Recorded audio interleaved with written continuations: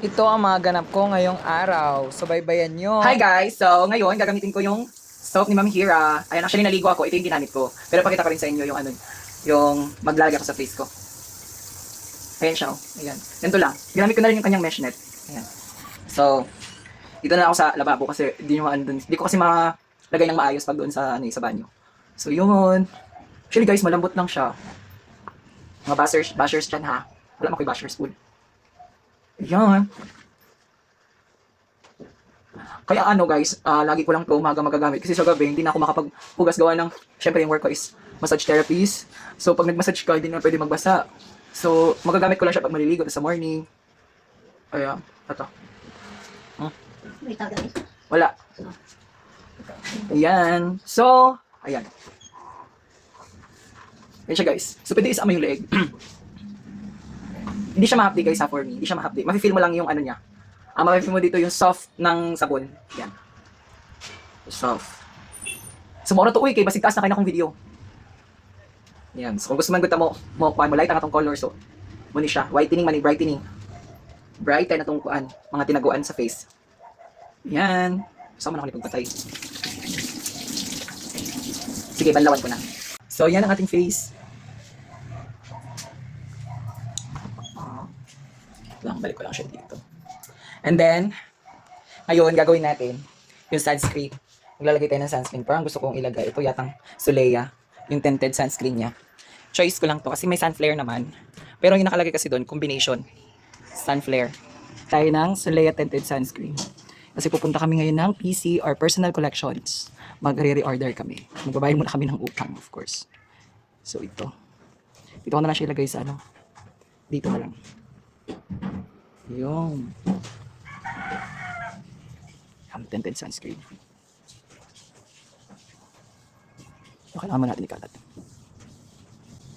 Parang lang din siya. Parang naglagay ka lang din ng cream sa mukha mo. Yung baby cream.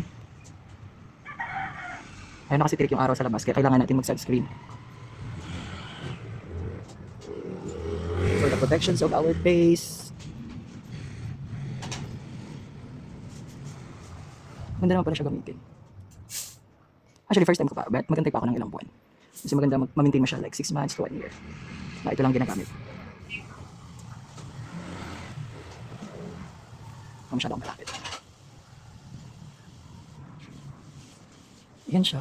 Lagyan din natin ang leeg. Dito tayo.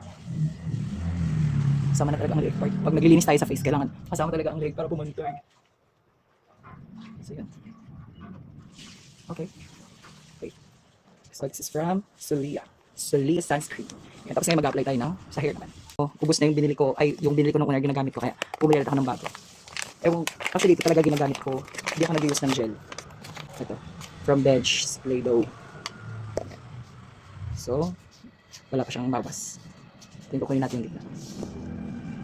Kasi every time na umalis ako, naglalagay talaga ako dito kasi pagka natuyo na yung hair ko, na siya, tawag dito, baga hindi na siya na-align.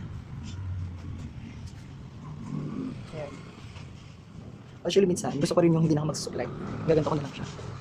Ayan. Basta ma-form lang, lang siya. Ma-form lang yung gusto ko na hairstyle. Okay, kahit hindi siya masyadong suklay na suklay.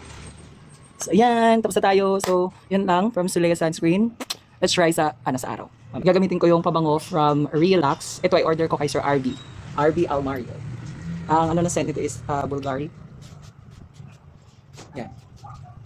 So, mabango na. Hindi masakit sa ilong. Try nyo guys. Ang RB Almario products. Relax yung pangalan.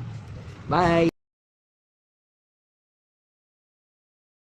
Hi guys, so nandito tayo ngayon sa personal collection. Ayan, so napagod ako kasi kakaikot. So, nagstay muna ako ngayon dito. Nakaupo ako together with the items. Ayan, so ito kasama ko dito yung mga mga hand and body lotion. Merong ito, check na tawag dito. Intense moisture and whitening papaya lotion. Nandito kami kasi nga due date na namin noong this October 24 kasi kinuha namin yung 19 ng September pero due date namin is October 24. So, kailangan namin magbayad and mag-PO kami ulit or pre-order para ma-distribute na naman namin para may income tayo. So, yun lang naman. Nag-joyride na ako pa uwi kasi syempre ayoko na ng traffic. Sobrang init around mga 3 or 4 p.m. So kailangan ko makauwi ng maaga dahil meron akong booking ng 4 p.m. Kasi may nagpabook sa akin ng home service. Ayan, so tamang joyride lang guys. And thank you for watching for my vlog. And please support my Facebook page. Thank you!